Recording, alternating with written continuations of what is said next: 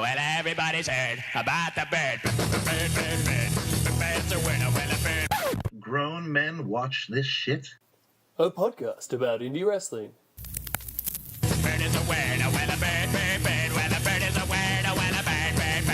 The bird's a winner, well, a bird. Well, a bird is a winner. All right, ladies and gentlemen, welcome to episode 5. Jeez, that sounds weird. We're getting old, man. Episode 5 of... Grown men watch this shit? Yes, wow. Yes, we do. Yes, we do. We sure do, and we have a royal humdinger of a show this week. We have a very important news story that we have to hit off, and then we have a fantastic interview with an amazing man that I'm just so excited about, none other than Pierre Carl Ouellet, PCO, the man that is just the talk of the internet wrestling world, the talk of independent wrestling, pretty much the most exciting wrestler of 2018 in my humble opinion. So just so stoked about that interview. But yeah, let's get on to it, man. What's first here? The way you were speaking, actually, at first I was kind of confused. I thought you were talking about the other biggest name in wrestling right now, the top new item of the day. Once again, David Arquette. Oh, David Arquette watch?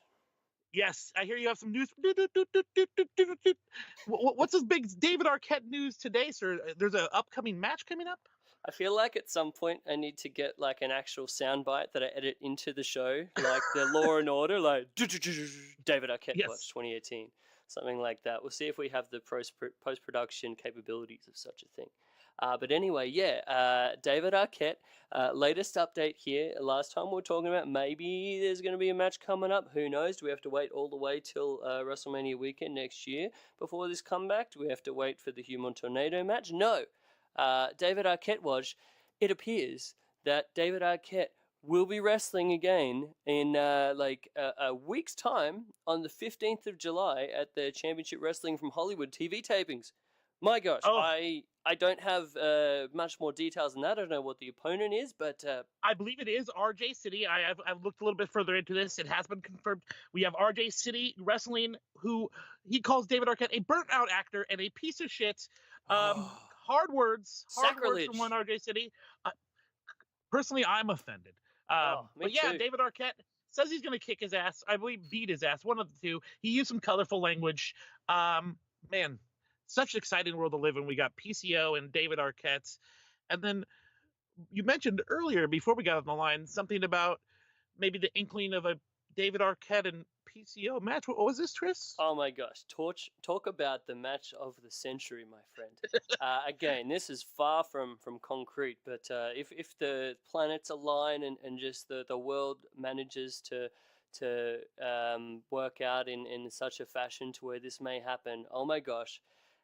So PCO versus David Arquette. Let's just explain this a little bit. It's very much in the rumor mill. People that may have been following our Twitter might have seen that there was someone that may have tweeted high spots requesting this amazing match.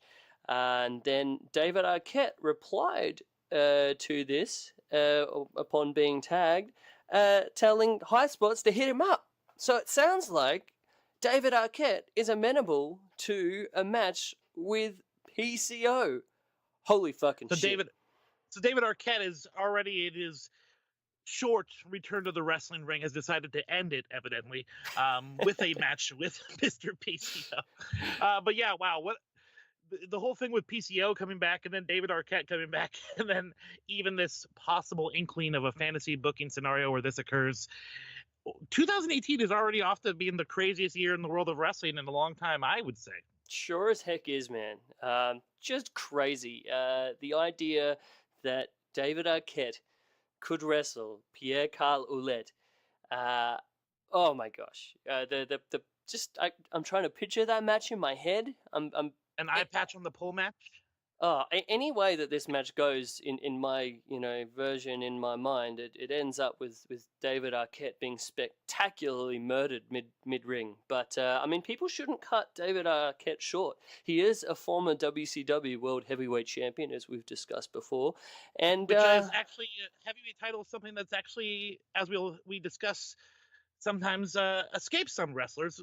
Our guest, for say, he has not been world champion, and David Arquette has. So, kind of might stick in one's craw. He might want to kick his ass for that very reason, friend.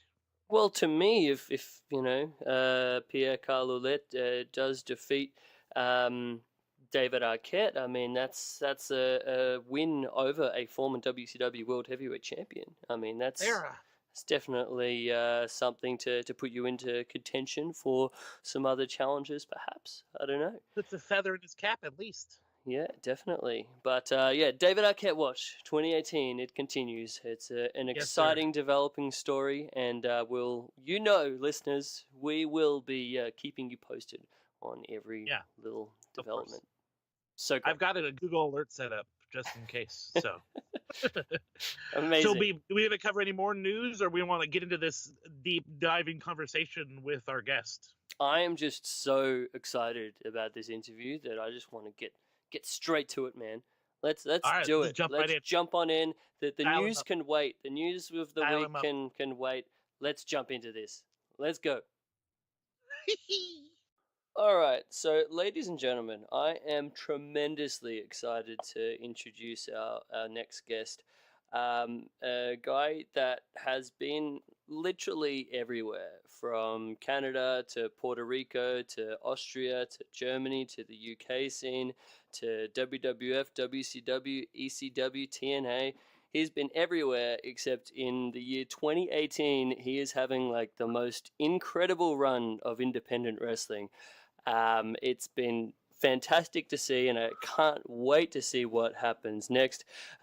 This is the modern day Frankenstein Terminator of wrestling, I'd say.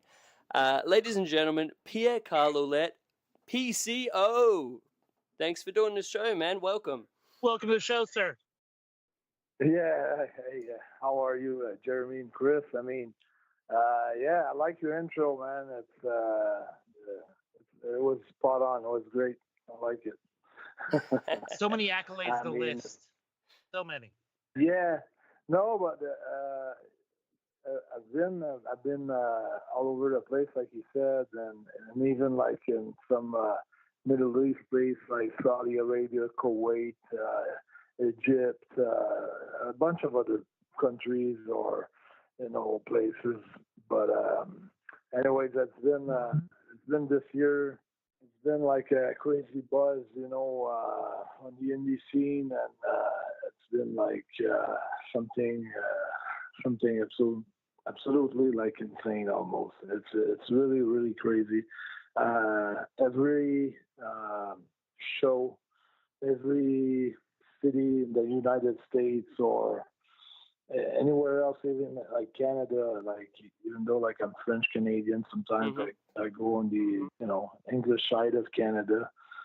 The welcome is so warm. There's so many people. I mean, almost like every crowd, like I get the biggest pop of the night on all the evenings when I'm working. Like I just did like a match with Joey Janela, Teddy Hart, Kobe Durst, and myself. So it was a 4-way match, and I got like such a great response. I mean, it was awesome because Joey's red hot on the indie scene right now too. Oh yeah. I mean, Teddy Hart is unbelievable talent, and Kobe was the champion at C4. So, I mean, it's been like that, and different like Cleveland, Ohio, maybe Chicago, Illinois, so many places, Portland, Oregon, at the other side of the country, on the other side of the country. So, I mean, it's been like that everywhere, like every city. And I work like three to four times per week, like every weekend I'm booked. Sometimes it's Fridays, Saturdays.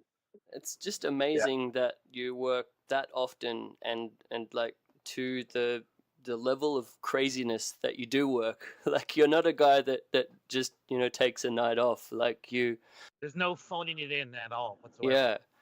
Yeah, I was in the dressing room the last day of my last weekend, and there was a guy there, the name on the indie scene in Canada. It's probably 22, 23.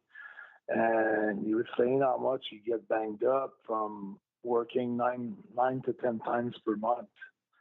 And he was asking me how working twice as he did, like how can I, and especially like working most of the time main events. So, when you're working with the top guys, the crowd expects a lot. And I hate taking a day off. Like, I like to, get all my big stuff in my matches and things like that, and give the fans what they want. And almost, I hit the moonsault almost every match. I was going to say, I wanted to make mention of this moonsault, because I think that this is the greatest moonsault in all of wrestling in the year 2018. It's not like an old man crooked moonsault. It's like the perfect moonsault. I mean, what goes into that? I imagine there's a lot more than people think necessarily. Oh, there's a lot of work into that. I mean, you have to work with a specialist that there's about 10 technical points that you have to execute in 1 second. So, there's so many points that you can't even think of, like you need a good lower back, to be strong on the lower back. You need very, very solid abs.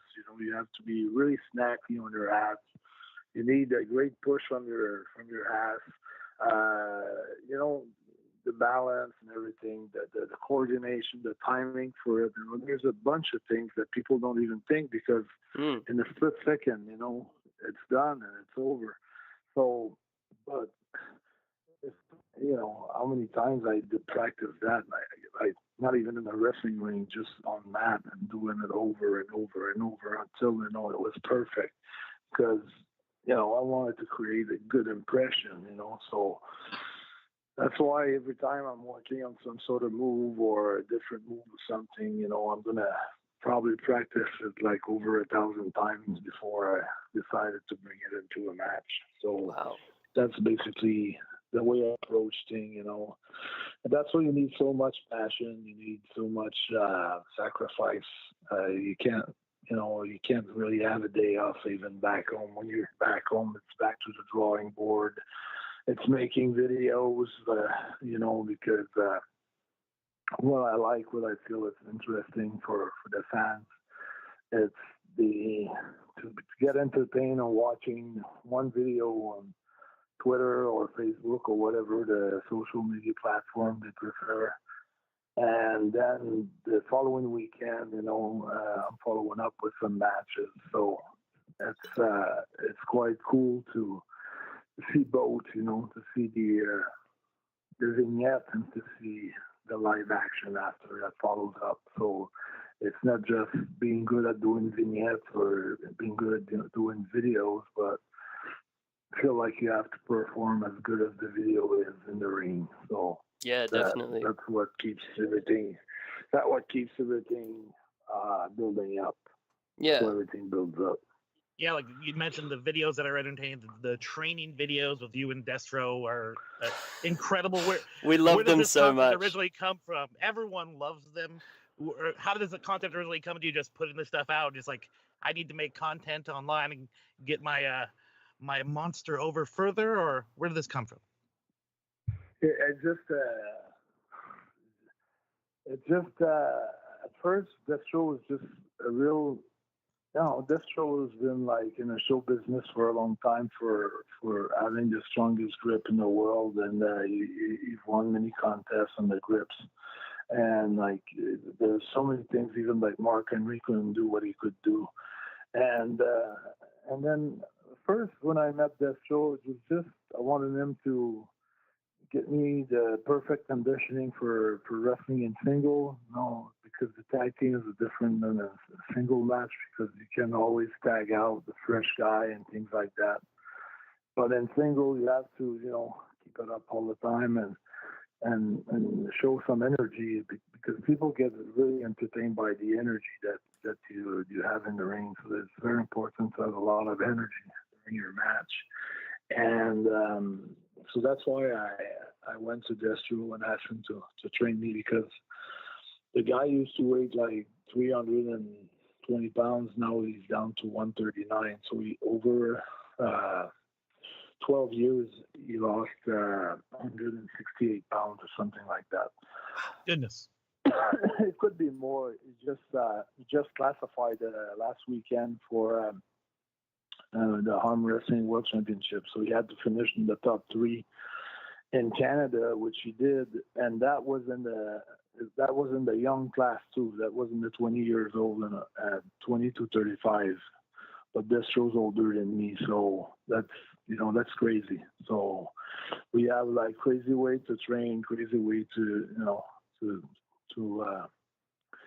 just work out, and that's why I went to see him, because I knew he kept all his strength.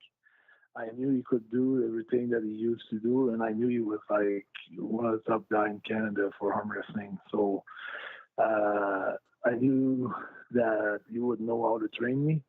And so when I started with him, sometimes I would say, hey, and then one of my friends was there. I would say, Destro, I'm just going to cut a promo for some fed that I work for. So it's cutting a promo. And then eventually he looked at one of Bret Hart's YouTube, the Bret Hart Dungeon Collection. Mm-hmm. That was a DVD where, he had put like 10 of his best matches in his career or something like that. Yeah, great DVD. And he put the one me against him in Henry Rouse 3. Mm-hmm. And just before the match starts, he goes, PCO was one of the best worker I've worked with in the WWE. But it was probably one of the lamest, storytelling. Or yeah, with the jacket, right?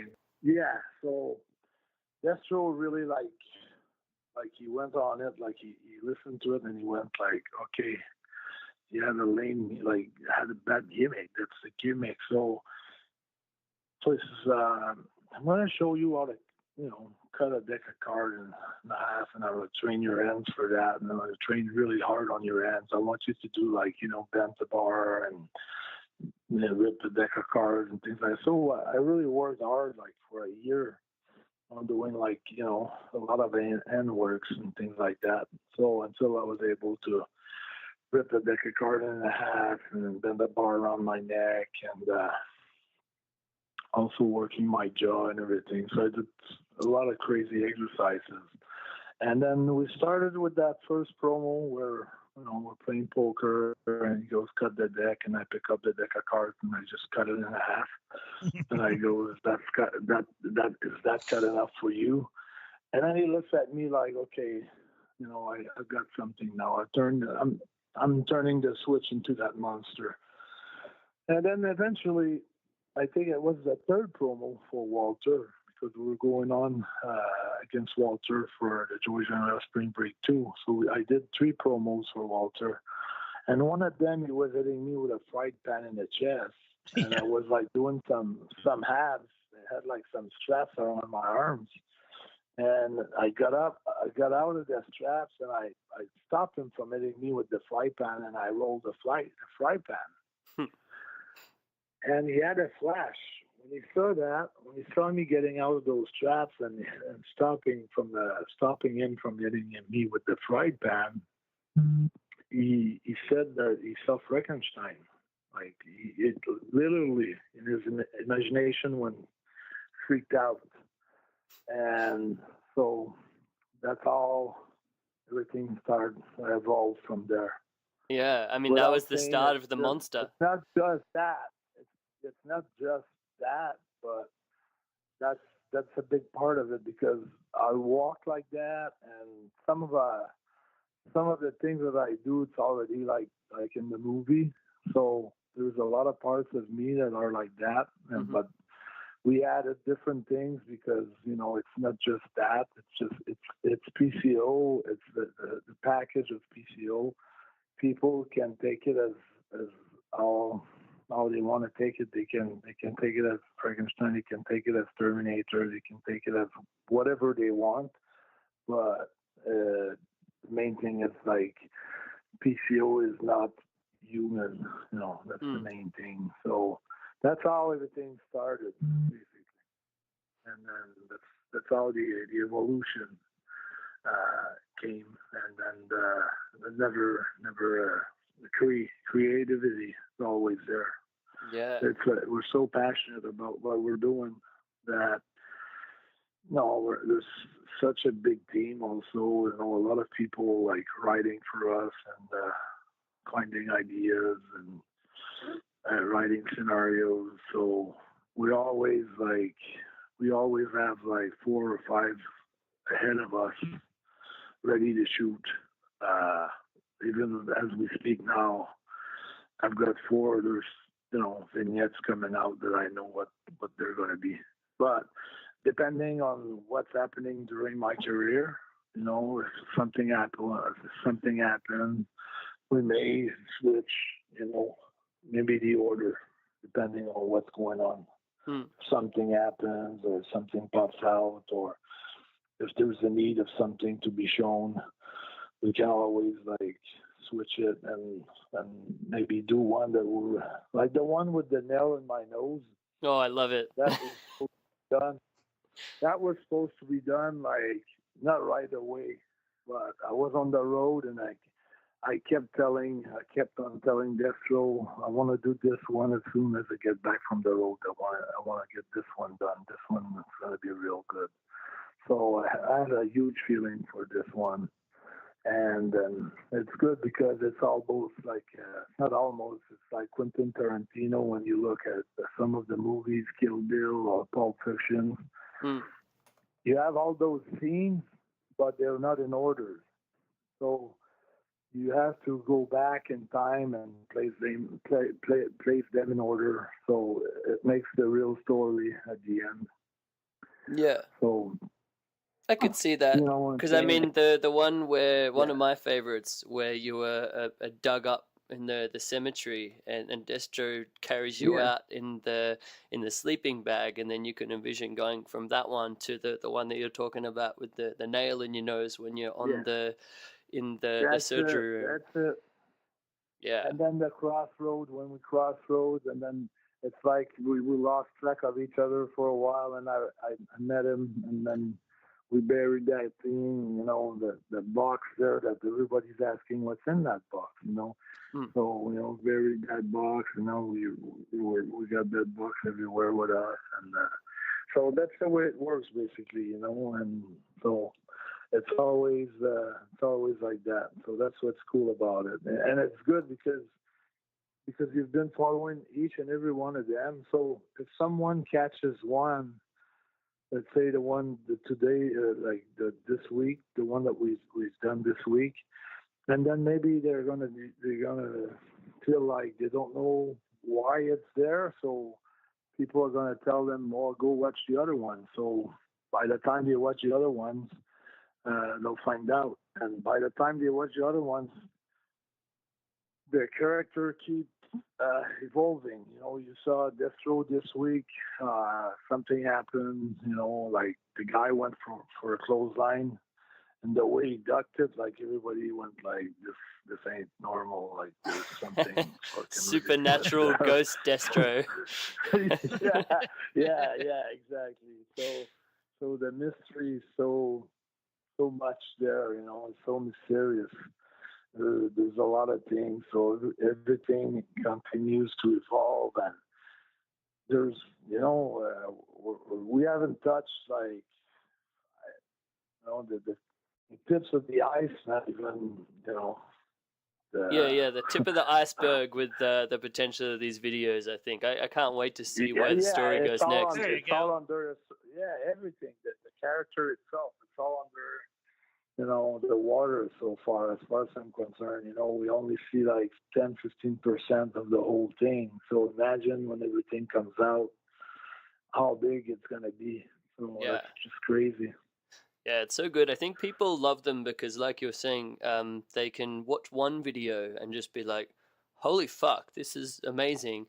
and then you have to watch more, and then you watch more, and you slowly the greater story starts to unfold. I mean, one of my favorites, I just wanted to say, was the one with the beef bone, where Destro has the beef femur bone set up in the workout room. So, and then you're gonna chop this beef bone with your hands, and this terrified me. Yeah, I mean, what went into that? Those bones. Yeah, it's crazy because those bones, they're made to support at least 2,000 pounds each leg, So, I mean, it's really tough to do. It's something I really injured my arm on this one. It's really tough. I mean, you really have to give it all, and you don't know if the bone's gonna break or your bone's gonna break. One of those things where you gotta take risks sometimes, and it's not something that you can really practice. I practiced a lot, with cement blocks, so I knew how to do things and how to hit them and how to use all my weight, to go across. So it's not just my arm, but it's one of those deals where you risk, because I've seen a lot of people trying to break things and ending up at the hospital. So it's part of the game, So Such commitment. That's why I think also that's why the people really liking the fact that we do those videos, because they can see the risk and the efforts and things like that. So it's like I said, we have to have a lot of passions to do things like that. Yeah, definitely. Yeah, this day and age of professional wrestling, doing the videos or having really like the gifts going across the internet, like those moments are really, really key in getting a lot of people over nowadays. And one of the biggest moments of your recent matches is with the table around your neck that our friend Chris here he captured beautifully in his artwork when you snapped. I think it was actually a door when you snapped the door over your head. Yeah, that went viral. That was pretty crazy. Is that just something like? Well, you mentioned training for the moonsault. You don't train to take a door to the head, do you? No, but in the meantime, those moments you can see when you're on a roll, when you're having such a big run. Those moments you cannot create them. They just happen. They just happen. It became viral, and you would try to set up something like that, and it wouldn't work. It's just the way the atmosphere, the way the people are feeling, because it was like the crowd was so into it, like it was craziness that night. It was one of the best. Sometimes I've worked in front of 12,000, 10,000, 12,000, maybe 20,000 people sometimes, and you don't have the reaction that you're gonna have in front of 1,200 people that they were like tournament. Yeah, that night had a crazy atmosphere. That was the Joey Janela's the GCW tournament of survival with yourself against Joey Janela, and Jeremy and I watched that match a couple of weeks ago. And in watching that whole show, there was so much crazy stuff on that show of this deathmatch thing and light tubes and this, that, and the other. But you guys, you and Joey, got the best reaction of the whole night for what you did. And it was almost like as soon as you came out for your entrance, it was like there was a different feeling in the building and the atmosphere of just like, there's nothing else like it in wrestling, where it's just like this monster is coming out to just destroy things.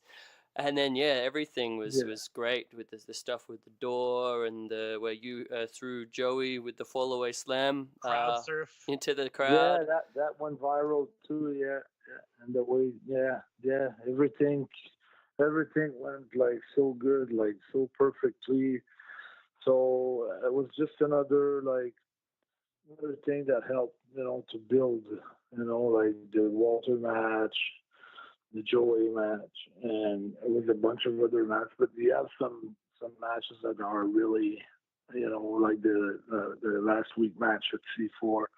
Those matches are really they're really standing out of the other matches. Like you said, I never really take a night off. I always work hard, but sometimes I don't know for what reason it could be.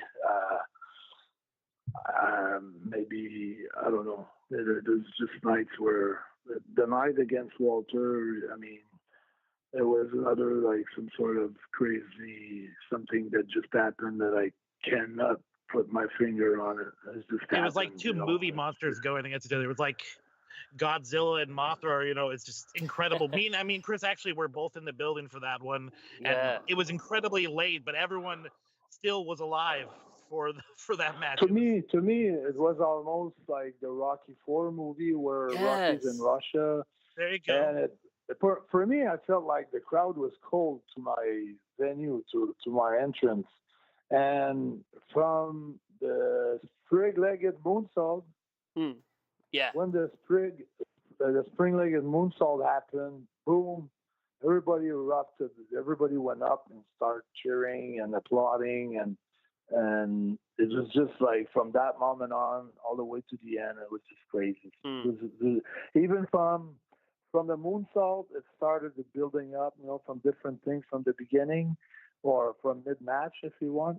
I think the chop exchange was one of my favorite parts, where the crowd just stood up to their feet. That kind of set them on fire. Oh my God! It was a long one.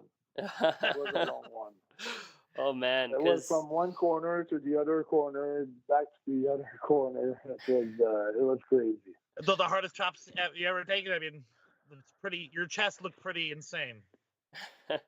Yeah, but the next day it was like all back to normal. So okay. It was just a night thing. So yeah, it was all right. Mutant healing power. Understood. yeah. Not human. Yes, sir. That's it. That was Michael from Black Label Pro, the promoter there. Like, he called me up the next morning. Said, "That was your chest." I took a picture, sent it to him. He said, "Gee, you're not normal." I said, "You're not normal. I don't understand. There's nothing that I can understand. No, nothing makes sense with you." So yeah, man. Because those chops, another wrestling friend of mine wrestled Walter in the UK a couple of months ago, and from Walter's chops, his chest was just bleeding, and he said he'd never experienced a chop like Walter's in his entire career. But I mean, you yourself are known for your chops. I remember watching a lot of your stuff from the early 2000s in IWS and things like that, where you just had the best chops in wrestling. It was like the Kobashi chops, those repetition chops. Yeah. When I went to Japan, I really liked the way Kobashi worked, and I really kind of decided to introduce some of his stuff in my style. Just some of it, that I really like. So I really like the Kobashi chops. So I started doing them, and I still to this day do them. And I did them against Walter. I do them once in a while. And when it's there, I like to do them. And I mean, Walter is like he's got like those giant hands, so he's got a little advantage there, but that doesn't mean he's got the toughness on the chest, so he was not as marked as I was. It was not as purple or blue as I was, but if you look at the picture or side by side, it was kind of red too. He had a rough night. Oh yeah. I think few people throw chops back to Walter as hard as you did. So our respect for that one, sir. Yeah, I mean, you can tell he's not used to get chopped as much as he likes to chop others. It's some things to give them, but it's another thing to receive them. Yeah. Yeah, I think you might need to revisit that a little bit. Maybe come September, down in Los Angeles, you might need, a little bit of a receipt to Mr. Walter there, I imagine. Oh, well, I know you do have the rematch in IWS. Yeah, next week. Yeah. I mean, this weekend, fair. the 14th of July. Yeah, 14th of July is for the TV in Canada. It's for Good call, captation Chris. on regular TV. So yeah, it's going to be pretty crazy. It's a street fight match too. Wow. Yeah, I hope they post that match. I'm very, very excited for that rematch. Yeah, I am too. And it's weird because now that I'm working like every week and like 3-4 times a week, it's like I don't see it coming as much as sometimes I could see more coming when you don't work as much. But now first you have to go through your week and then you have to concentrate on what's coming up after. But it's there in my mind. I know it's coming up, but I didn't put all my full attention on it yet, But I'm sure the more that we get closer to the date, the more focus I will get. So that's one thing I'm really looking forward to it. Yeah, definitely. I mean, with Walter in particular, in doing my research for the show, I saw that you, back when you were working for WXW in Germany earlier in the 2000s, you actually got to work Walter back then. Do you have any recollections of that and how Walter's maybe changed since then? Yeah, totally changed. Like he was kind of shy and he wouldn't talk that much, and now he's in charge of the wrestling school over there. So he's got a lot of leadership, a lot of confidence in himself. He knows, what he does. He does it. He's good at what he does, and he knows his strengths, and he knows, what he's good at and everything. So it's totally changed from the day. Well, he was 18 when I first met him, so it was just, very new to the business. I just got broken into the business, so couldn't compare anything, with the last match and the first match. It was a full way, so I didn't work him that much, Probably was there for a few minutes with him, but it wasn't like he probably remembers more himself about the match than I do. Because I remember like Zack Sabre came up to me, said he was there too, and I couldn't even remember that Zack Sabre was there. But I've been watching Zack Sabre for the last 4 or 5 years, because he's one of my favorites, and I really like his work. Oh yes, us too. So it just to tell you how much everybody has changed since in 10 years. So it's just why if I couldn't recognize Zach, and he's a pretty humble guy and a guy that talks to everybody, and success didn't go straight up to his head like it happens to a lot of guys, even on the indie scene sometimes. You see some guys, I'm sure you guys notice it sometimes. You can tell the one that they take themselves seriously, like they're some sort of big superstars that they have the attitude that goes with it, and you have the other guys that they're huge superstars but down to earth and more humble, really humble about it. Yeah. So, I mean, it's Zach. like that, and I was gonna say Zach is awesome. We're big fans. I would love to see yourself and Zach. I think that match would have a great contrast to it and great feeling. Yeah, I like contrast too. I like a big guy and a small guy. I've seen some Walters match. They were really good with guys like that, with Zach or other guys that aren't as big as he is. It makes, like you said, the contrast makes it, helps the match sometimes. It's good to see two big guys going at it. It's also good to see a smaller guy that can do so many things and can, be surprising for the big guy, and coming up with submissions or just different holds or moves that the big guys that used to see or to receive. So they're both working good with both style of match are working good. And so I like them both. I've had like great matches with Sami Zayn and El Generico. Yes, I saw recently your than, sorry. I was going to say I saw recently. I dropped the strap to him at IWS. Yeah, I was the champion there, and he took the strap from me. He took the title from me, and that was a hell of a match. He and Sammy. Yeah, definitely. Your three-way match with El Generico and Kevin Steen, I think, is still available on YouTube from IWS. I watched that recently. That was a really good match. Yeah, really good, really good. And actually, really you're part of a lot of times people think about the X division when you were a part of it. That part of TNA people think about really fondly. So that dichotomy of the big guy versus the little guy. What do you think about your time in TNA? Do you have any stories about that period of time? Yeah, I mean the biggest story of that for myself, it's the craziest bump that I ever took, I think. And one of the craziest bump, I think to me it's like almost a deathmatch bump. That's where I set up I can't remember his name right now. It's in the Motor City Machine Gun. Chris Alex Sabin? Shelley or Sabin? One of the what's that?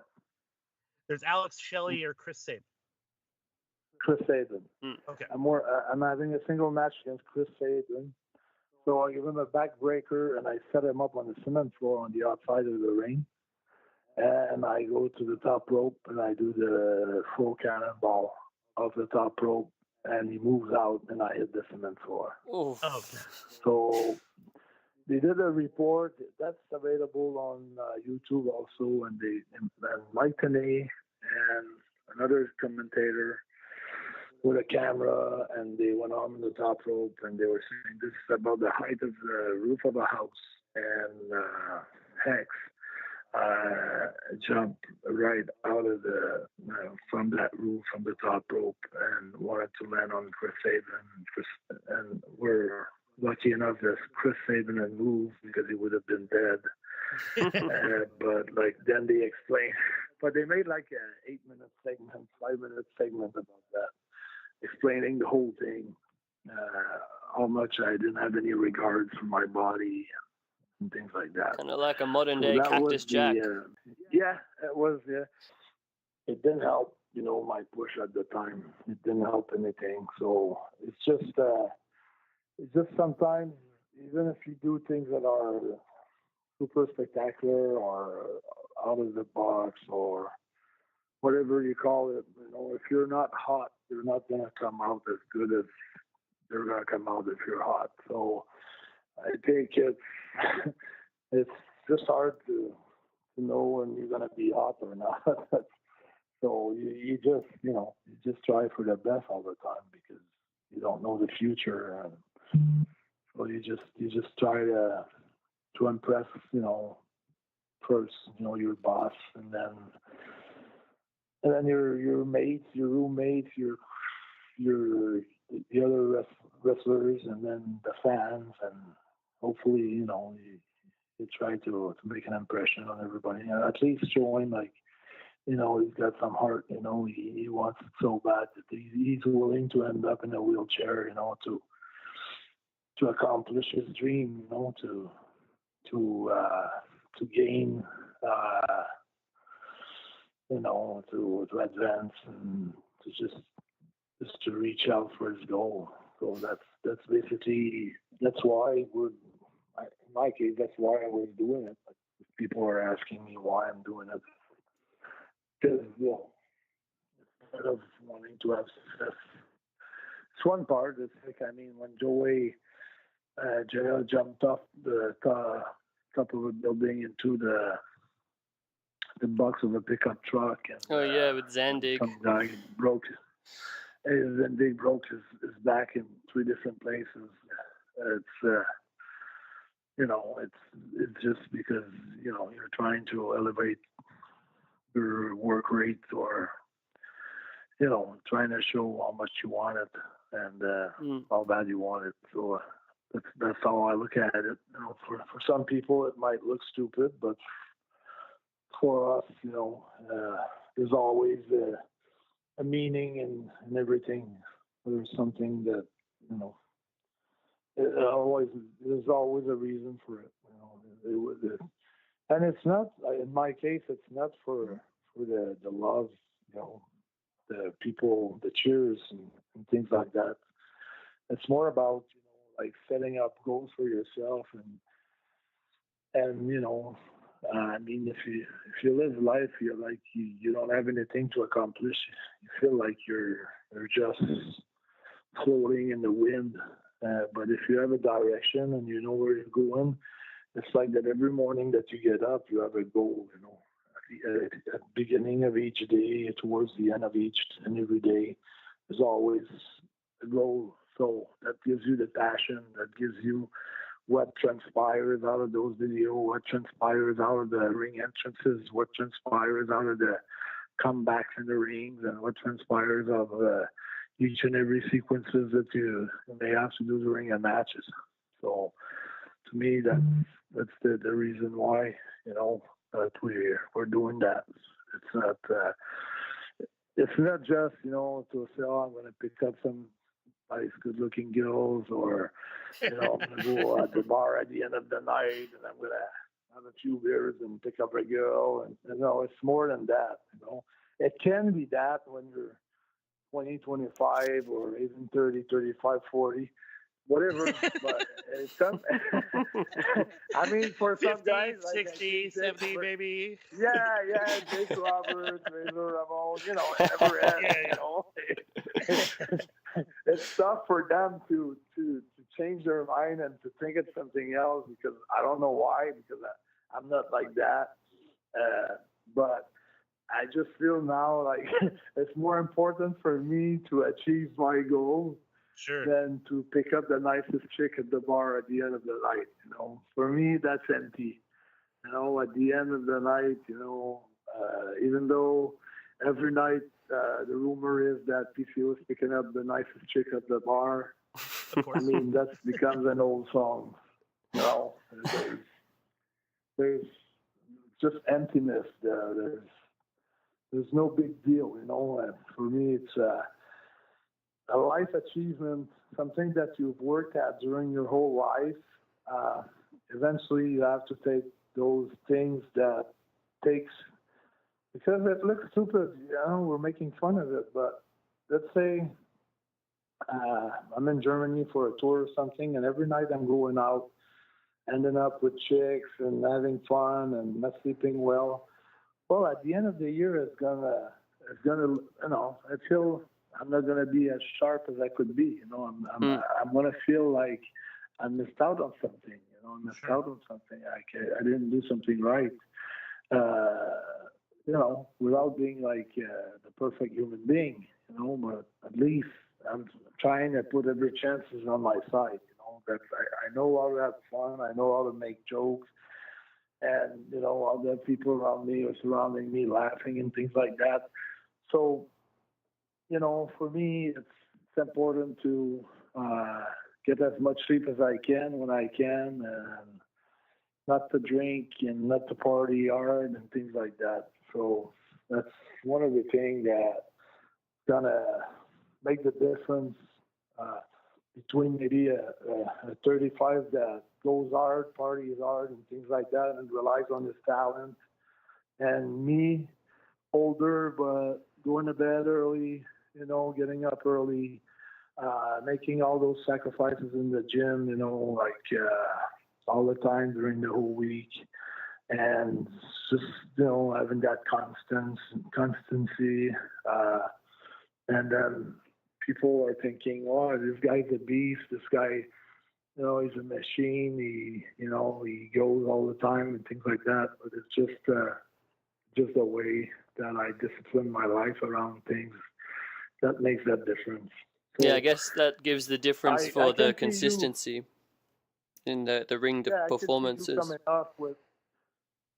You might come up with that question next, like, do you think, like, there'll be other guys, in your age trying to make comebacks or make it back into the business. Have you heard anything about that? There probably are some guys who want to capitalize on that, I imagine. Yeah, but I mean, I guess that's the difference if they're ready to make the complete commitment like you're discussing. I think very few people would be able to dedicate themselves, the everything with the complete passion and like that authentic passion that you're talking about. And I think that's why your comeback is different to some other older guys' comebacks. Yeah, those guys, like, when they go on the road like 3-4 days in a row and they can't sleep in the 3-4 days, just because you're in Portland, you have to do 8 hours with, layovers right to Portland, and you have to come back on the East Coast and grab a car, and you don't have the time. You have 2 hours at your room, so you better just crash on the floor at the airport, a way to speak, you just sit in this, take a chair and sit there or try to get an hour relaxing. But I mean, I'm not sure that they would be willing to do all those sacrifices. It's in the gym, it's with teachers, with coaches, but it's also on the road too, traveling like a lot of hours. Sometimes you're in a car for 5, 6, 7 hours, coming back 5, 6, 7 hours, air flights, airfares, waiting at the airport, everything. So there's a lot, Yeah, I mean, a lot of guys say, the the actual wrestling in the ring is such a small part of the overall commitment of everything that you do, from, like you're saying, the travel and the work and the workouts and everything like that. People maybe don't take full consideration of all of the rest of everything that goes into that, a 10 to 20 minute in-ring match. Yeah, 100% with you on that, because traveling and the gym and everything else, probably 90% of the job, and 10% goes to the actual match. But that 10% is so important because it's the match itself.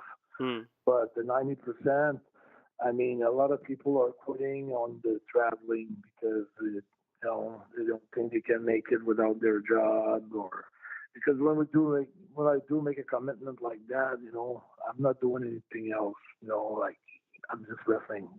I'm not gonna start like working like 2 days somewhere and then go to wrestle and try to get my days off. I mean, it's a full commitment. It's 100%, 120% committed to wrestling. And that includes, it's even hard with my family. I barely have some time with my family on my days off. I mean, I'm talking my dad, I almost don't see him. My mom, I see her sometimes. I got a 9-year-old daughter. She's going to turn 10 pretty soon. And she goes, it's dad's career first. So that's what she said. So she's talking like that. So she talks to my mom. She's got to tell my mom, dad's career comes first, mommy. So she knows the commitment. So, at her young age. We speak of goal setting. Was PWG a goal that you had in mind a while ago, or is that just something that all of a sudden the opportunity? Okay. That was because me and Chris, that's where me and Chris actually initially met. PWG is kind of a big part of this podcast. So, that announcement, they put you out first. Incredible. Everyone lit up. And now there's an opportunity basically to face what I think is probably the most eclectic BOLA roster, Chris, would you say? Yeah, it's incredible. A great mix of all sorts of guys from all over the world. A lot of guys that are maybe less established in PWG. But yeah, I think it's incredible. But again, most excited about when we saw that number one announcement for PWG Battle of Los Angeles 2018 in PCO. I'm tremendously excited about this tournament. I mean, what are your thoughts going into this, Carl? Oh yeah, man. This is like me. I mean, this is the most important thing like this year. I mean, if you look at the other things that are in the past now, I mean, for at one point the spring break was, my number one, my priority. But now that that's out of the way, now it's totally BOLA. I mean, that was the goal that I had set at the beginning of the year for myself. And another goal was that I wanted to be near WrestleMania or at WrestleMania, for April. So it was just the building decide, which was cool. And then BOLA was the biggest goal, for me this year. I mean, it was something that I really wanted, even though if I would have had the chance to sign with WWE, I mean, I would have been sad not to live BOLA once in my life, I mean, I'm so proud to be part of it, and I'm so thrilled, and I'm so pumped and focused, and I really want to make a hell of an impression there. I really want to have jaw droppings and people going like, "This is impossible," this cannot be possible. That's the kind of thoughts I'm going there with. Yeah, I mean, I know the PWG fans are going to be receptive of that in every way. The PWG fans seem to me like the kind of fans that would be all about PCO. Oh, most definitely. Can't wait to see. I know I've read a lot of things. That people from different places in the world that they weren't supposed to go to BOLA, but decided to change their plan and to go there. So that's really something special to me. That means a lot to me.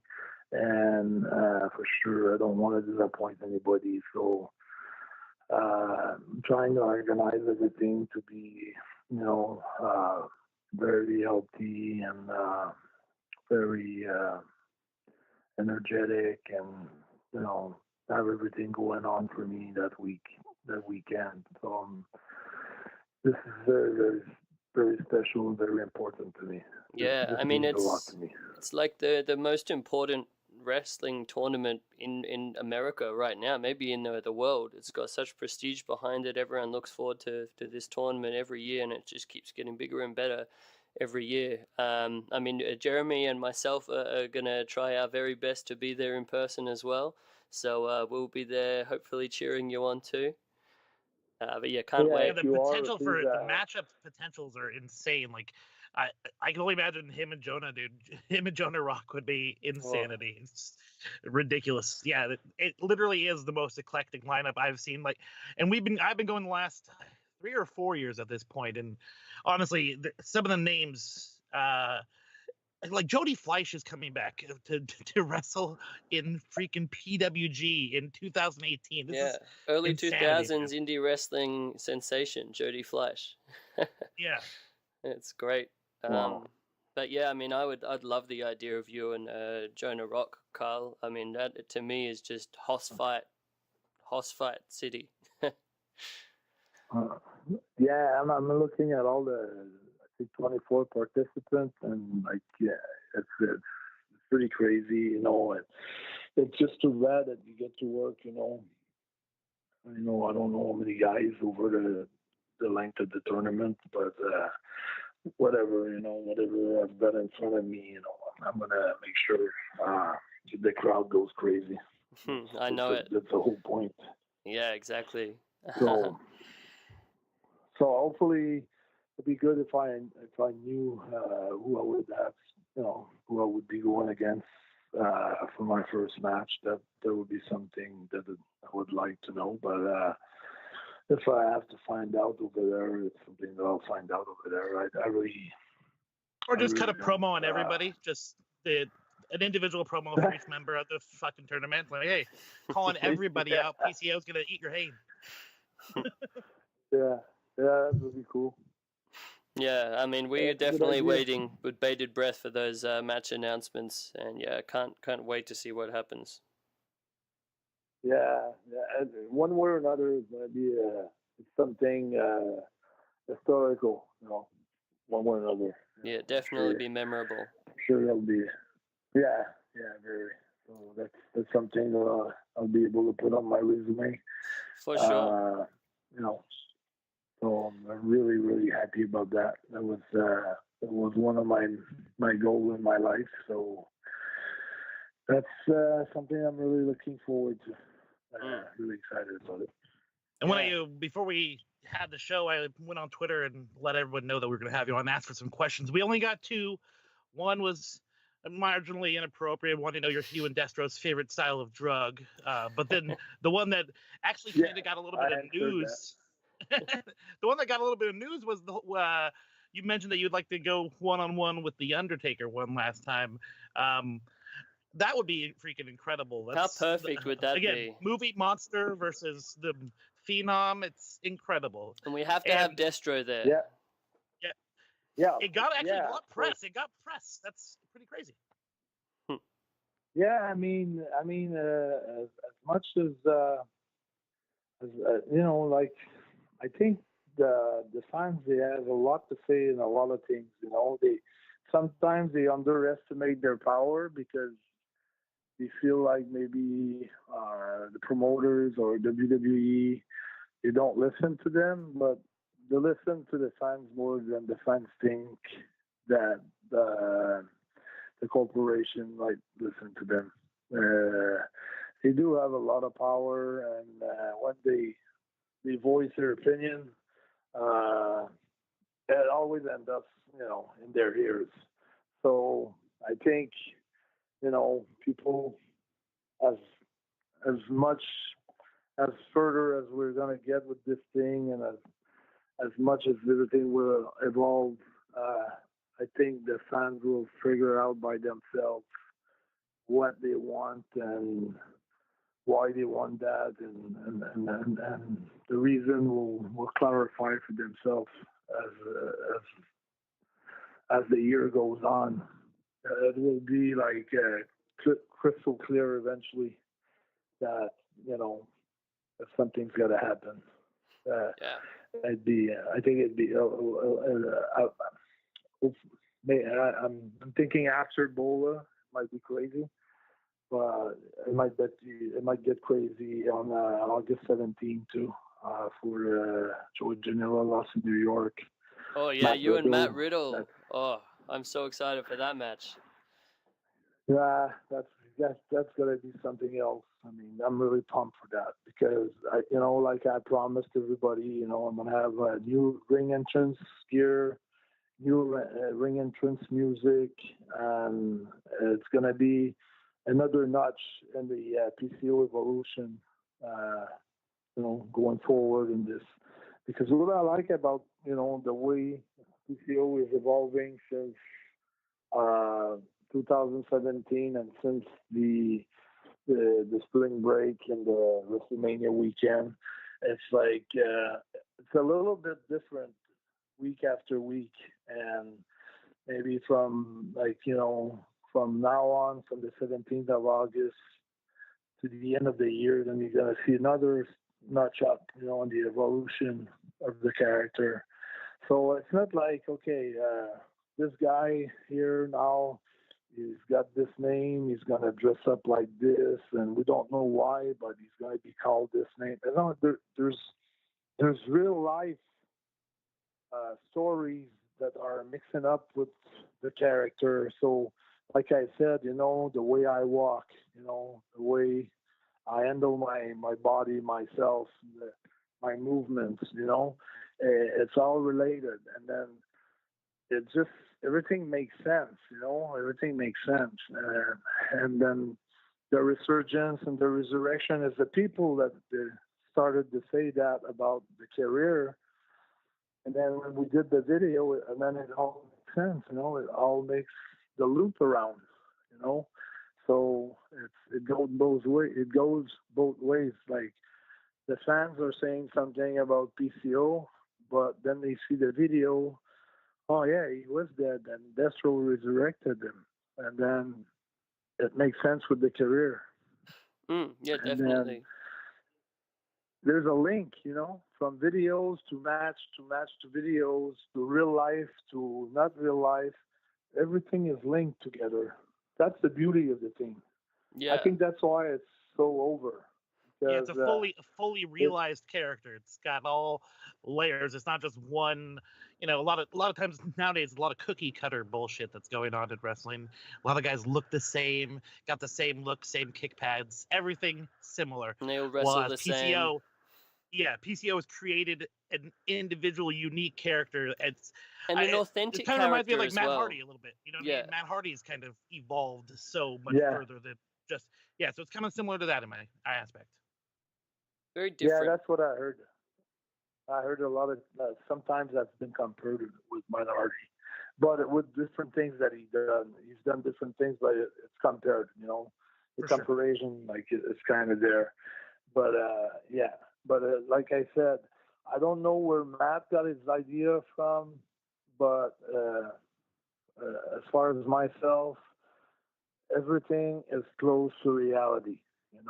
So there's a lot of things that are linked together to that character, and that's why this is getting over that because it's the big part under the PCO character is the real Carl Ouellet. So it takes sometimes, and I've heard like at the office in WWE, I've heard like Stone Cold, like they tried like saying like he was moaning, bitching sometime about them putting him in the ringmaster, thing, like what she said. That's not me at all. I'm not the ringmaster. He didn't want to be ringmaster, and he wanted to be, a Texas, a guy from Texas that speaks like the language of Texas and the things real like Steve that. Austin.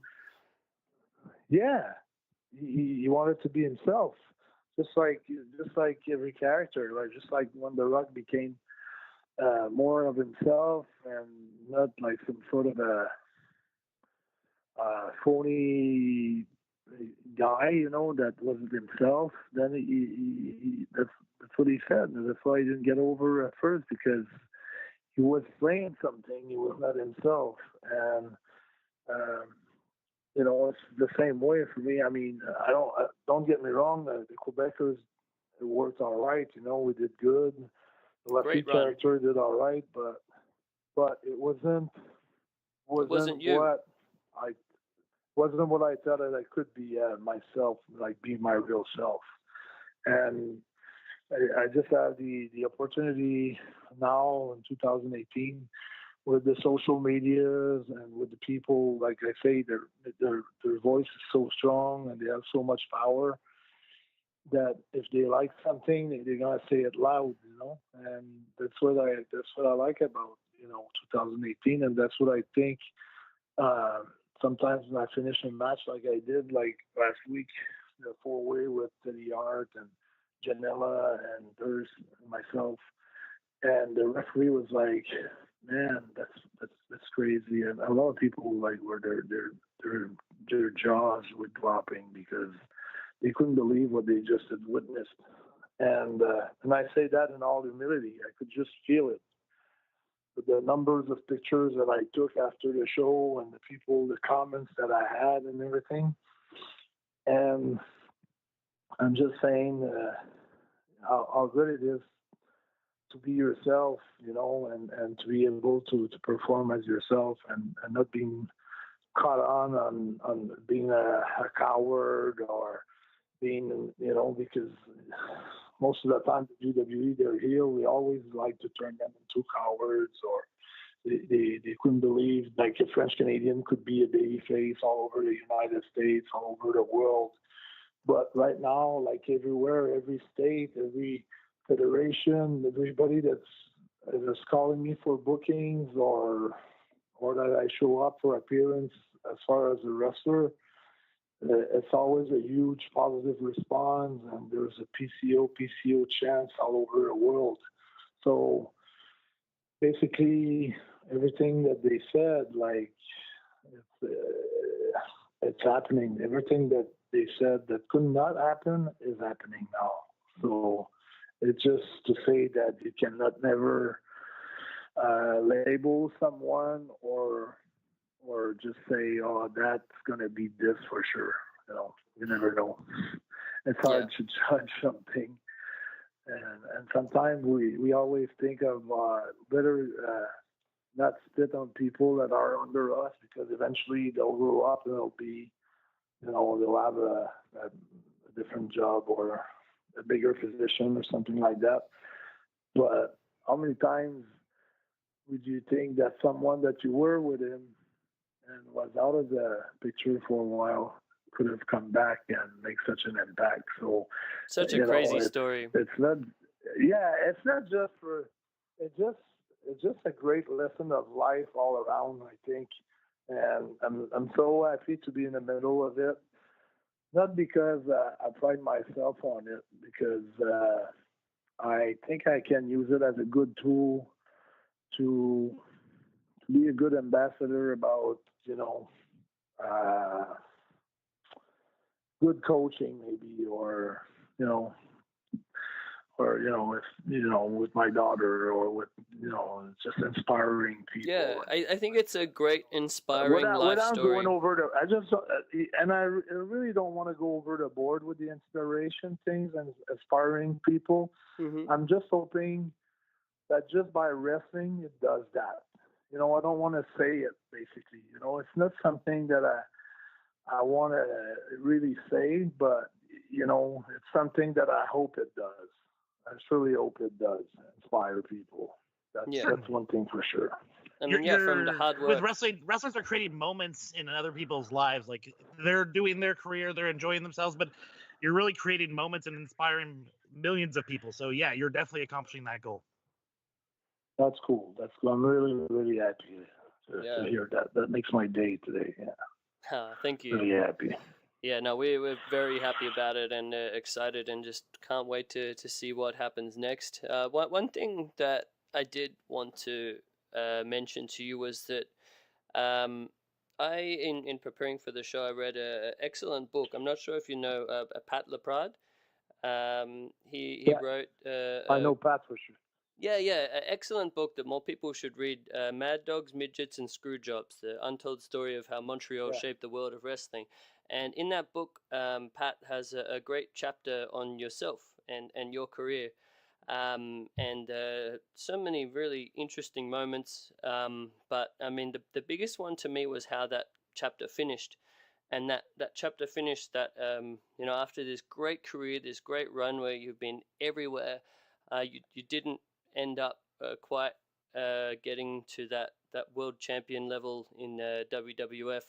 But at that time, you were okay with that, and you accepted that, and you had, and I know you never did an actual retirement match like Jacques or anything like that, but you did at the end of that chapter. Pat sort of explained that you had accepted the end of your career, and you were retired.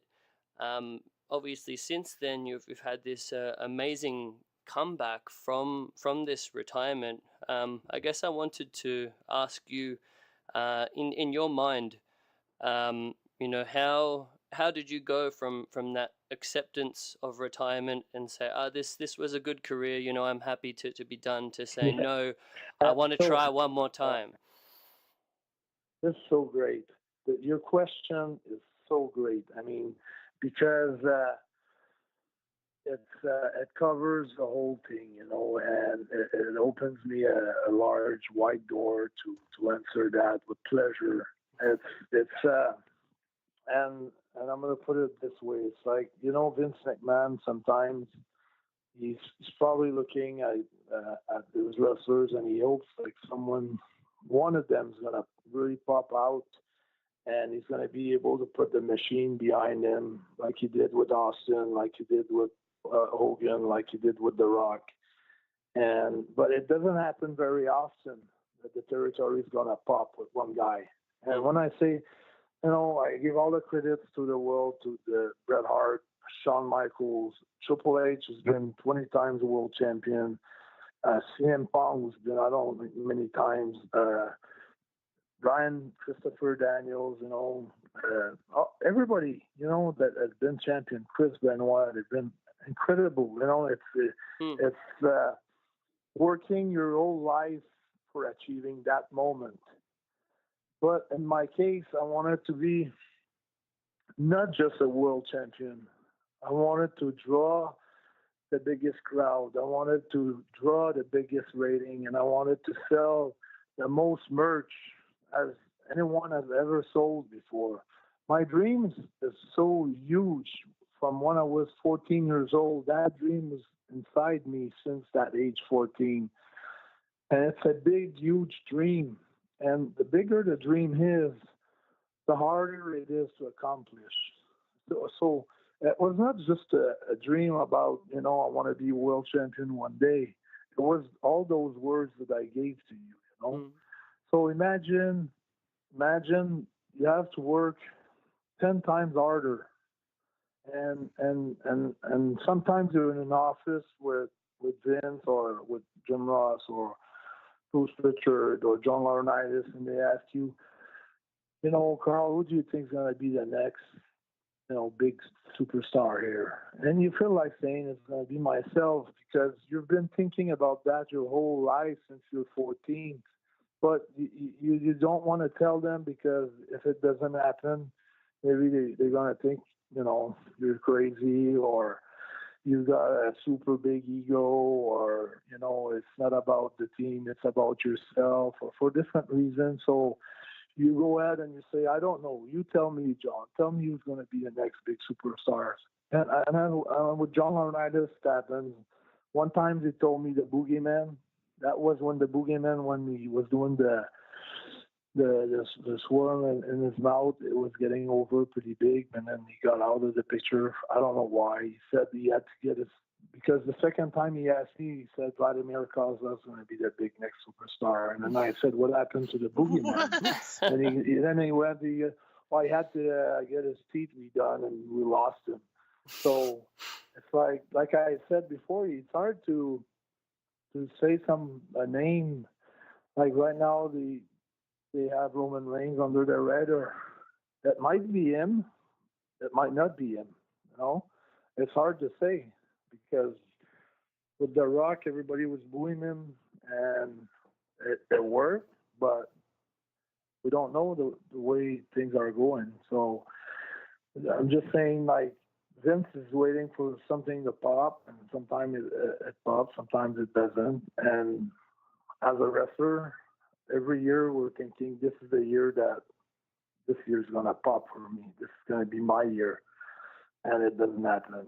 And it doesn't happen. And Vince is waiting for someone to pop his territory. It doesn't happen. It doesn't happen. And he's been trying so many times, and I've been trying so many years. And then I'm saying, okay, I'm going to just let go a little bit. Maybe I was putting too much pressure. When you try to get something too hard, it gets away from you instead of getting towards you.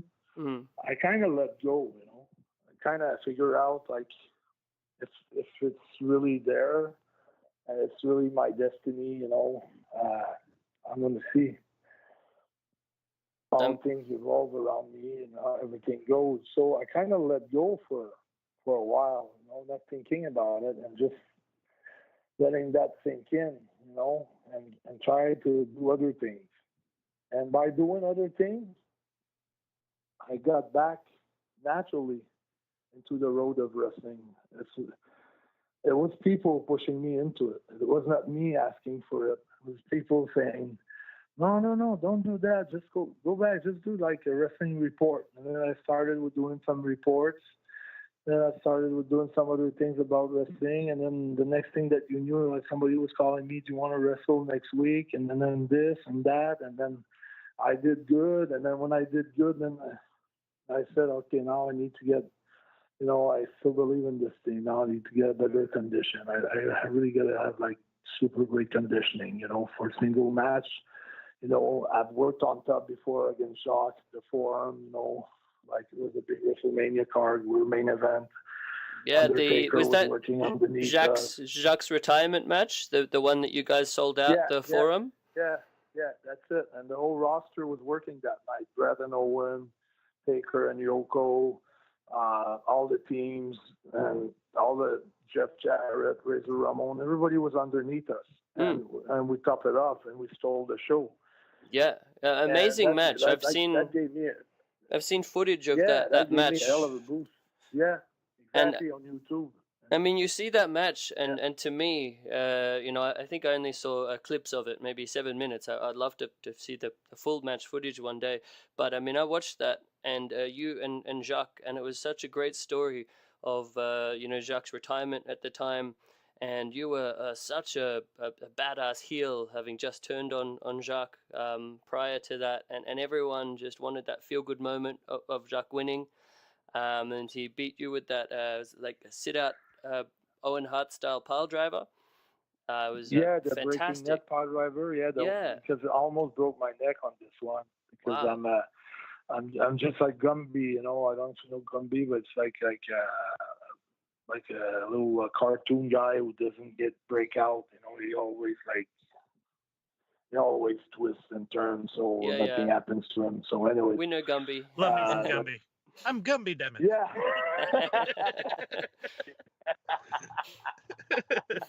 so, so like many times, you know, people are asking, "How come you're not injured?" I'm just like that. You know? So I'm not human. So no, but that boosts my confidence right there. And after that, I had a match against Undertaker in Poughkeepsie, New York. And then I had my run with Brett, and then I thought, okay, now I'm hitting the big names, you know. And then the thing with the click happened, and things went down. Yeah, but that's all right. You know, I was a big part of it too. You know, I was young. I was like probably stupid, and I made my mistakes. And you know, if I would have kept on blaming them, I wouldn't be here talking to you today. So I mean, I think a lot of people hear those stories and they think you are the man for what you did, you know, like My Way or the Highway. Like of all of the people that the click maybe run over and push down, but like you didn't, you know, want to take that. I think that's something to be respected. Yeah, now I think that you can look at it now. You can look at it like that, but before maybe people looked at it like I wasn't a good business guy because I didn't want to do business with them. But it was not that I didn't want to do business with Vince because I really respect Vince a lot, and he was always good to me. But it was just something between me and them. But now it's like I'm over that, and yeah. You know, at one point I look at myself in the mirror and I thought maybe I was better than that, you know, better than them. If I was part of that, it's because, you know, I was giving them energy, or I was there. I was probably a little bit like them. Anyways, I don't want to hit myself too much in my head, but I'll just say that I had to look at myself in the mirror and I had to take full responsibility for all my acts and for everything that was happening into my life, and then just move on. You know, I couldn't just stay there and just hate those guys forever and ruin my life for other guys. Yeah. When, you know, I had to go over that to be able to become who I became.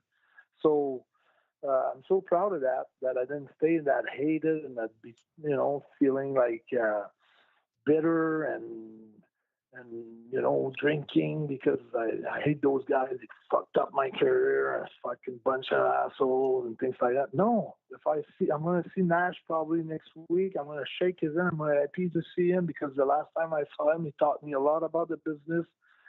And same thing with Sean. You know, after like a few years we met, everything was good. So I've got no enemies. I think, you That's know, great. I'm trying to have no enemies. Great like positivity. I think that's a good lesson for anyone to you know, grow from the negative experience, and but that's like what be happened, good about it. Yeah, and that's what happened. And then I met Destro. When I met Destro, I asked him if he wanted to train me. If he would have said no, it would have been over with my career.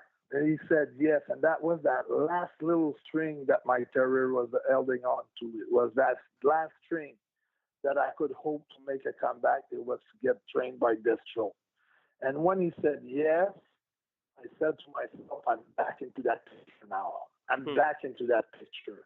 Now I can achieve what I wanted to achieve. And then I started to do more shows, and I got booked in Chicago. and I could have chosen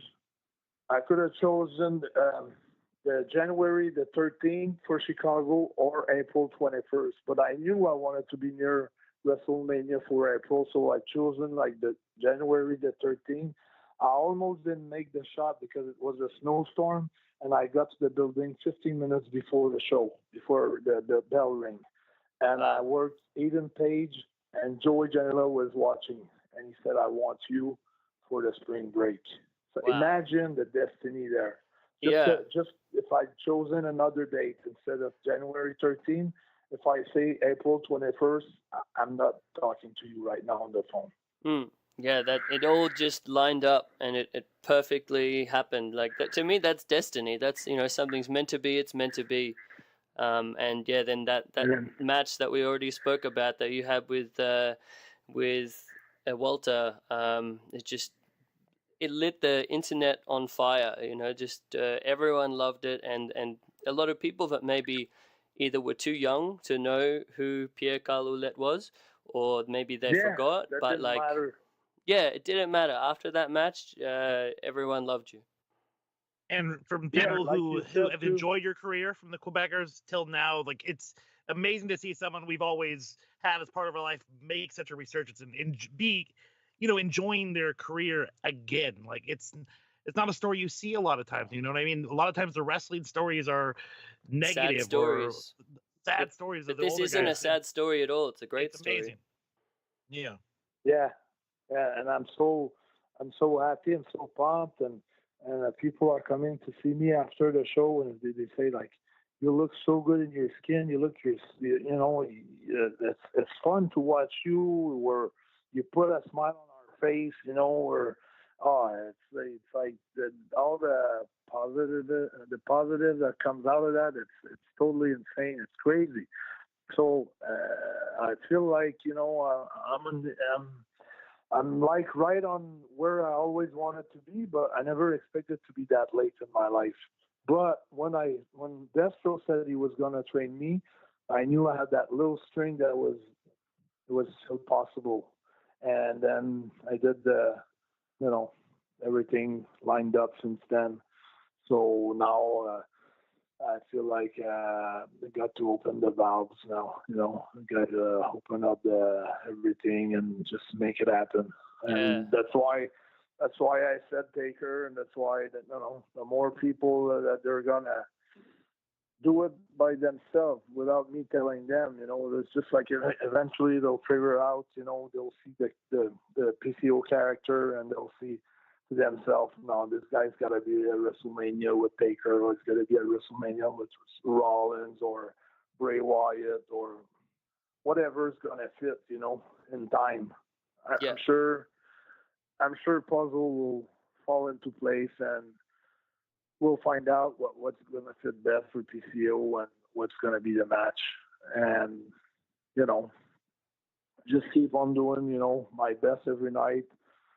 Doing a crazy BOLA, tournament, a crazy FCI tournament, and Chattanooga, Tennessee, and just working my ass off and just, paying, sacrifice, paying the price, and just working hard at it. And I think, hope it's all that I got left now. It's all up in the air now. So, I'm gonna do everything I can. But hope is the thing that keeps us alive. So, I'm right. And when I kind of decided to let go a few months and think about something else, I said to myself, well, I'm not miserable for that. I'm still happy. I'm still grateful, to the life that I've got, to everything that I lived. But when everything started to line up into it, it didn't take me a long time before I was quitting everything and selling everything and repackaging everything towards that goal, because all my life, I made so many sacrifices, I ruined relationships. specifically for the business, not because I wanted to ruin a relationship, because I was telling the girl that I was with that if I had to be on the road in England for 8 months or 10 months or a year, if she wouldn't come with me, then I was going by myself. And it's been like that, since day one with the business. So if I had a great job, like at one point I was doing the voiceovers for TNA in French. I was getting paid by the TV station in French. And I was making $1,000 a week for 1 hour. And then I quit that job just for my dream. So, and the guy, the producer said, if you want, you can keep your job for 3 months. If you go to England and if you have a tryout with WWE, or if they ask you and it doesn't work out, you can always come back here. And I told the boss, I told Robert, the producer, Robert, if I do that, because I don't believe in myself. If I don't believe in myself, I'll go, okay, keep my job. If it doesn't work, I'll come back. If I believe in myself and I'm the champ that I think that I could be, and the guy that I think that can draw money, that can sell the most merch, that can do the most things that everybody has done before in the past, then give my job to someone else. And I went, and it didn't work out. And I came back home, and I had to find another job, and start from the bottom again. And that's all the price. That's if something good happens to me, you can't say, "Oh, I stole it." It just he was lucky.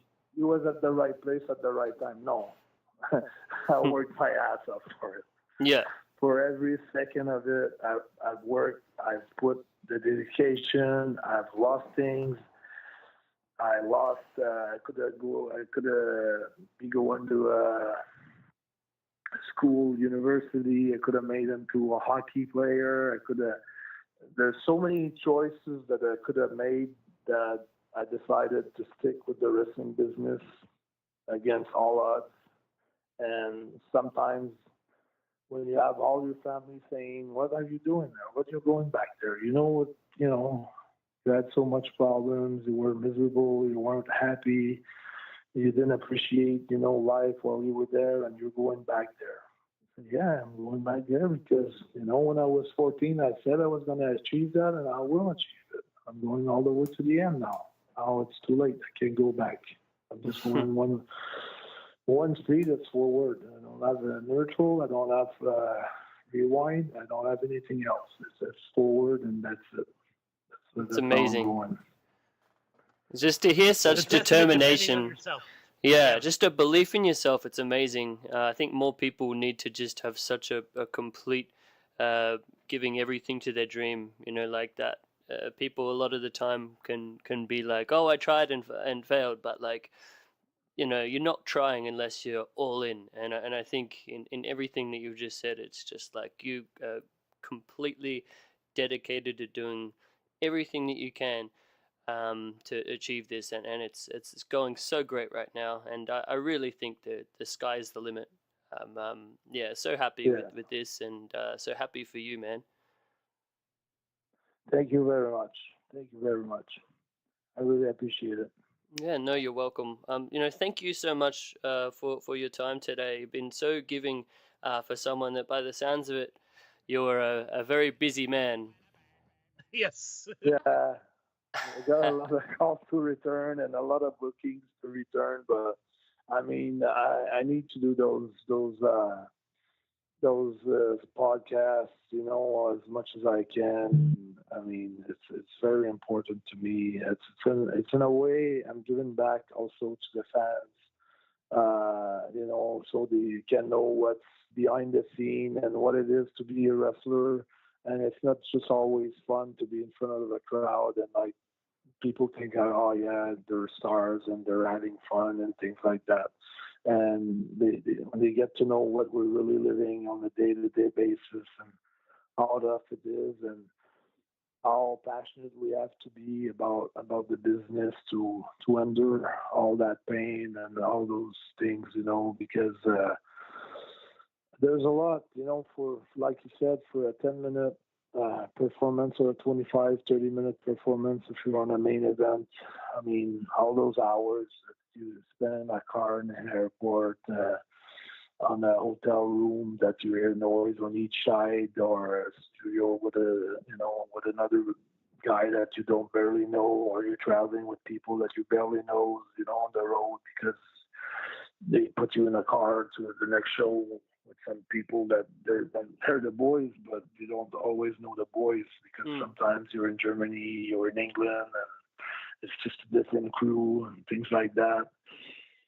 And I remember, that's another story. I'm going to finish like that. There's got so many stories, but when the mother of my daughter, because my daughter's name is, we named her London because my ex-girlfriend got pregnant while she came with me over in London, in England, for All-Star. And then when I found a condo where we could live, and when she saw everything, that the dump that was inside that condo, all the livery, the shit and everything, she said, "There's no way I'm gonna live here. No way, you're not gonna make me live here."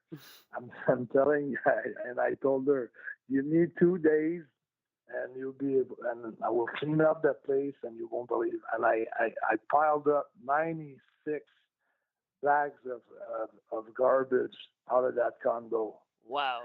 And like paint everything and wash everything and then I had have her to accept to live there, and we lived there for 8 months. But I had it cheap rent, worked my ass off. But if you would have seen picture of that, you would have said, "No way, that it's impossible that somebody one day will be able to live in that fucking dump." It was so bad. So but you turned it around. Just a little bit of the price to pay to succeed in this business. Yeah. Also, another indication of your goal setting. You said, "No, we have this house. I'm going to make it very livable. Listen to me. We're making it happen." Yeah, if you put in enough work. Yeah, that was really convincing. Yeah. Well, hey, also, speaking of wannabe merch sales, BOLA, one of the big things they do is everyone surrounds around the ring and sells their T-shirts hanging right off the ring rope. So bring yourself some of your gimmicks down there, and I'm sure you'll walk away with a good handful of money. Oh, yeah. I mean, the merch is coming out. Like, people are asking me for a long time. And you know what's the nicest piece of my merch? It's the cable jumpers. I hope I can sell them like crazy, and I hope everybody wants to have a cable jumpers put in their cars so they can feel protected and they can feel like nothing's gonna happen to their car. That's awesome. Destro cable in their car. Oh man, that's hilarious. I would awesome. totally buy That's that. awesome. Oh man, Yeah. I would totally buy I'm bringing Destro. a bunch of cables. Yeah, plus my shirt. It'll be insane. That is the best merch You'll I've ever see. heard. That's beautiful. That would be crazy. That's going to be crazy. It's going to be on all the Walmarts and all the stores in the United States. We're starting that with Black Craft Wrestling. They already have it made, so it's going to take a few weeks. And I'm bringing a bunch of them at BOLA. Amazing. PCO style car jumper cables. Yeah, I love it. Absolutely. Well, before we get out of here, tell everyone where to follow you on. I mean, we know where you follow you on Twitter, but tell about your YouTube channel, Instagram, all that jazz. The most important thing is, at PCO Quebecer on Twitter. You go there first, and from Twitter you have access to all the rest, to Instagram, to Facebook, to whatever you want, YouTube. But first, you had me as a friend on Twitter, and from there, everything is going to be so easy. You'll have access to all the videos, to all the scoops, right, directly. That's my first priority platform. It's Twitter. Then after that, it's Facebook. Then it's Instagram. Then YouTube. So, but everything's on YouTube. If people wants to search anything, they're all there. Yeah, all you the got an videos, extensive everything. YouTube. There's a lot of great matches on there. Yeah, even like the Kevin Nash match, the rematch that you guys had in IWS. I saw some of the footage from that is up where you defeated Kevin Nash with the armbar. I knew it. I think Matt Riddle better watch out for that armbar. Just saying. yeah. Oh yeah.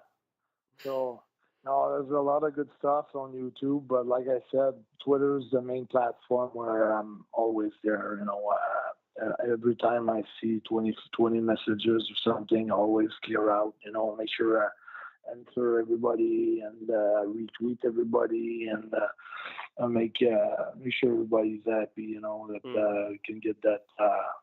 A good connections with the fans. It's so great, man, because like these days, you know, you have so many of the older wrestlers that have people run their Twitter. They have other people do it for them, but you can tell it's bullshit. But you put in all of that work in addition to all of the other work that you were telling us about to actually to run this Facebook, and you must spend a lot of time on the Twitter. You must spend a lot of time on there, man. Yeah, when a video comes out and we hit like 10,000 views and something like that, and one thing that I did too when it came out on the PWG page, that was the first entrant. Mm-hmm. I said thank you to everyone that posted on my tweet on that page. I did one by one. I had I think it was 139 messages. Wow. I did all of them. And then I do all of them on my page too, and I'm always open to you know, like when people are saying things and things like that. I always put, you know, if sometimes it's not a long answer, but you have to take in consideration that I do a lot during the day and during the week, but I'm there for everybody. Yeah, it's great to see, man. Cool. It's so good. And I wanted to make mention as well, again, everyone needs to watch these videos that we're talking about. Check them out. I see the videos are linked on the Twitter as well, so you can see them there. But in one of those videos that I mentioned, the one where Destro is digging you up in the cemetery, I heard you tell an interesting story about maybe some trouble that you got into during the filming of this video. Yeah, of course. Could you tell us about that? But because it was like around 6 o'clock. It was kind of daytime because we wanted to have a good, you know, shot on the camera. We wanted to be clear and kind of sunny a little bit, just a little bit dark. And people were like putting flowers on. Yeah, because this is actual cemetery, right? Yeah, it's a real one. So. And then you look at Destro with his sunglasses, his leather jacket, and then it's got the body bag, and it looks like we're gonna dig someone in the hole. You know, it doesn't look like we're shooting a film or something. So like someone called the cop. They thought we were that we had killed someone, and we were like trying to hide him in the cemetery by, you know, putting him in the hole and just digging a hole and putting the dirt on top of it. So we had to explain to the cop that we were I was PCO. And I was, oh, you're PCO, okay, but we have how they find us because you're not allowed, you know, to dig a hole in the cemetery, you know. So we had to pay a fine. And then they didn't want us to finish the shooting, so I had to tell them, listen, my career depends on that. You know, please give us at least 30 minutes. We'll finish that. You know, we'll pack up the holes, you know, and nothing's going to look like we've been here before. And so it cost us a lot of money, but, you know, we've been through it, and now that's over. So hopefully the video did good. That's insane. Oh, man, so crazy. What can we do for this business? Get over. Huh? Yeah, yes, sir. Yeah, the things we do. Man, that's great. Again, just another example of the lengths that PCO will go to for these videos and for his fans. Perseverance, constant perseverance. I mean, that's just craziness. Yeah, just going all out. Yeah, man. Going all out. Just giving everything we've got. Until we get to the top. You know? And it's not one of those deals where I'm going to be 25 times world champion, or 6 times, or I just want to be the biggest thing in pro wrestling. That's it. And after that, I could go on and talk about it, and give advice on it, on what I've done, what was my road, and there's a lot of things. You see, time goes so fast. Sure does. It's gonna be insane after that, everything that I'll be able to do. But I just feel like I have to accomplish that thing, that main desire that's been tattooed, more than tattooed. I don't know what it's been, but it's been right into my heart, since that age, since almost maybe since I was born, I would say, but I kind of realized it when I was 14. And I would always say, I'd be the next Hulk Hogan at that age. I didn't have any problem with saying that to my friends, and they were laughing at me. And when I became a WWE superstar, and I became the tag team champions, then they all stopped laughing. And then they saw, and then I met some of the classmates that I had back then, and they couldn't believe, how much, I went from what I was telling them I would become. But there was still some length to do and some distance to go, so I wasn't where I wanted to. I was at a pretty good point there, but it doesn't always work out the way we want. But certainly, at the end of the day, when you don't quit, it's going to work out one way or another, I guess. Yeah, man. The sky is the limit. And yeah, I completely believe in you and this journey that you're on, and I think that as far as you want to go, you're going to make it, because it's just gone so great right now, man. We're really happy for you. Yes, sir. Yeah, thank you very much for having me on the show. And just when you see me at BOLA, please come see me. Let's shake hands. I always like to put a face with the people that I've talked with, and so that's going to be great. Yeah, I'd love to. Always enjoy, seeing those people. Oh, that's going to be so much fun. And there's also that one guy there's another guy, I can't remember his name, but he wrote me last night and he said, we're going there to see you, and we're having a bachelor party, and we want you to chop our friend. So I don't know if they asked Walter for the chop, but they asked me for sure.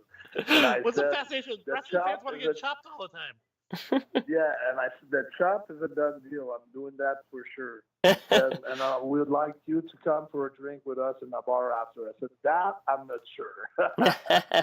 We'll see about that. Oh, that's awesome, man. I hope that it's like in the. I hope that it's like in the video where you had the guy tied up with the thing in his mouth, and then you're chopping him. I hope the bachelor's party is just like that. Yeah. It look like that. That'll be great. He'll be running out of there past Destro just the same. Yeah, of course. Awesome, man. Well, yeah, thank you again. Thank you so much for your time and being so good to us with your time today. I know how busy you are, so please just know that this means a lot to us. So thank you, man. Yeah, we'll see you in Los Angeles. My pleasure. Yeah, thank you so much. All right, yeah, we'll definitely see you there. Okay, man. Yeah, for sure. Thank you. All right, bye-bye. Thank you so much. Bye-bye. Damn. That was great. Yeah, man. How friggin' nice of a guy is Carl, just like giving us all that time of his. Like, you can tell a heck of a story, hey. Hell yeah, man. And if Courtney thinks that you are good at rambling, Carl is also good, but his stories are a lot more interesting. Yeah. Definitely. But oh man, funny thing, that interview went a little bit longer than I was expecting. And so midway through, I actually had to take a leak in this wine bottle. I've had to do that before on the show, dude. I did. It was so funny. I'm like, everyone's talking. I'm here over pissing in this corner. All right, guys. Thank you so much for listening. Thank you again to Pierre Carl Ouellet. Just What a tremendous interview. Tremendous interview, tremendous story. Just I just still cannot comprehend the level of commitment and drive, and like you said, like all of those little things that he puts into the whole presentation that we see. You know, we might see 10 minutes of a match, we might see 20 minutes of a match, but you know, it's just something else to hear that story from the human being behind PCO. I mean, I thought that was awesome. I'm just such a fan of the guy. Hey. And I had to put you over a little bit. The question incorporating Pat LaProd's book, it definitely took him back and struck him. So that's why I have the best co-host in the business, Mr. Chris Bryan here. Good job, buddy. Oh, thanks, man. Oh, kiss.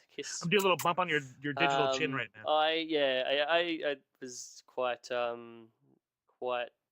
happy that you seem to enjoy the question. And I mean, for everyone out there as well, for people that haven't read much of Pat LaProd's stuff, he's such a fucking knowledgeable guy.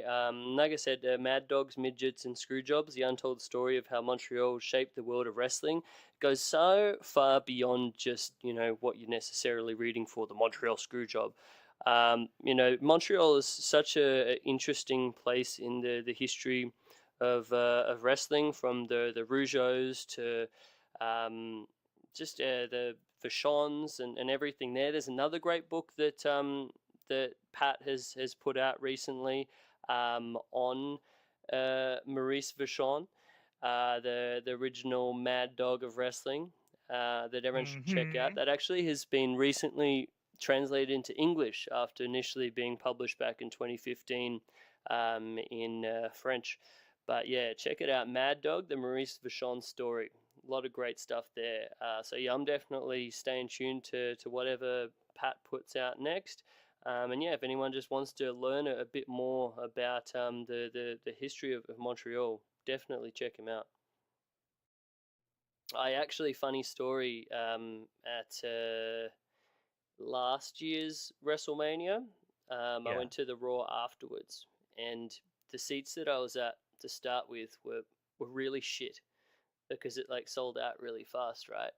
And I got scalper tickets, and I was like up in these shitty nosebleeds, and then I saw there was this section across the other side of the ring that was like had some empty spots. So, you know, like I don't give a fuck breaking into wrestling shows or whatnot.